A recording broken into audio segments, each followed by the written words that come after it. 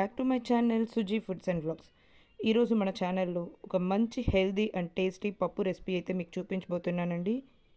గంగవల్లి ఆకు మామిడికాయ పప్పు చూపించబోతున్నానండి. చాలా టేస్టీగా ఉంటుంది, చాలా సింపుల్ ప్రాసెస్ కూడా.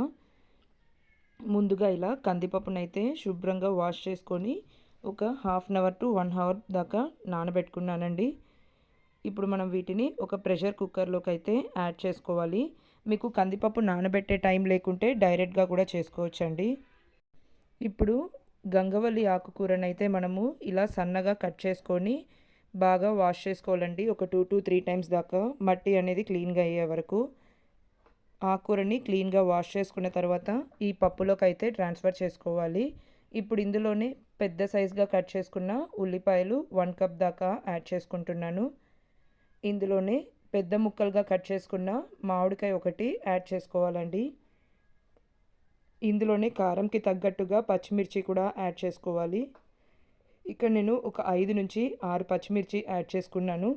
అలానే ఒక 1 స్పూన్ దాకా ధనియాల పొడి, అలానే ఒక పావు టీ స్పూన్ పసుపు యాడ్ చేసుకొని వాటర్ యాడ్ చేసుకోవాలండి. ధనియాల పొడి యాడ్ చేయటం వల్ల మనకు ఫ్లేవర్ అయితే చాలా బాగుంటుందండి పప్పుకి. ఇలా వాటర్ అంతా యాడ్ చేసుకొని ఒకసారి బాగా కలుపుకొని కుక్కర్ మూత పెట్టి ఒక 4 to 5 విజిల్స్ వచ్చే వరకు ఉడికించుకోవాలండి. మనకు పప్పు ఆకు అంతా మెత్తగా ఉడికే వరకు ఉడికించుకోవాలి. ఇప్పుడు కుక్కర్ విజిల్ చల్లారిని చూడండి, మూత తీసి చూపిస్తున్నాను.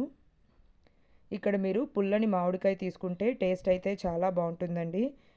బట్ పుల్లని మామిడికాయ లేదు అనుకుంటే కొద్దిగా చింతపండు కూడా యాడ్ చేసుకోవచ్చు. ఇప్పుడు మనం ఈ పప్పు మొత్తాన్ని చక్కగా ఒక మ్యాషర్తో అయితే బాగా మ్యాష్ చేసేసుకోవాలండి. సాఫ్ట్గా అయ్యే వరకు చక్కగా మ్యాష్ చేసుకోవాలి. మనకు ఈ ఆకుకూరలో అయితే విటమిన్స్, మినరల్స్, అలానే కాల్షియం, ఐరన్ ఇలాంటి మంచి పోషకాలు అయితే లభిస్తాయండి.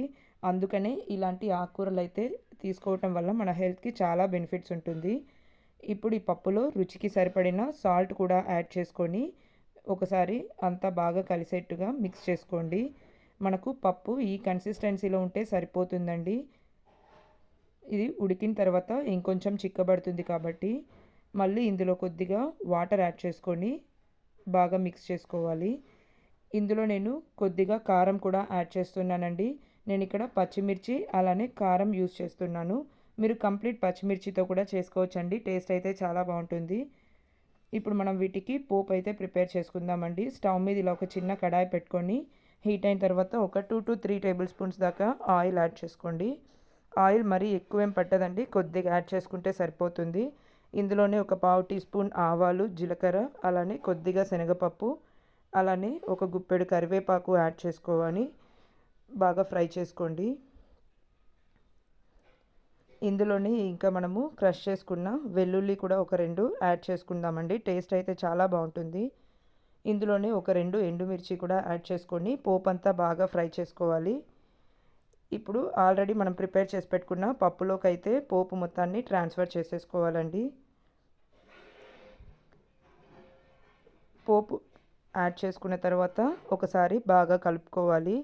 ఇప్పుడు మళ్ళీ మనం స్టవ్ మీద పెట్టి కొంచెం ఉడికించుకోవాలండి. ఎందుకంటే మనము వాటర్ యాడ్ చేసాము, కారం అంతా యాడ్ చేసాం కాబట్టి మళ్ళీ ఒక 5 మినిట్స్ దాకా మనము ఉడికించుకుంటే సరిపోతుందండి.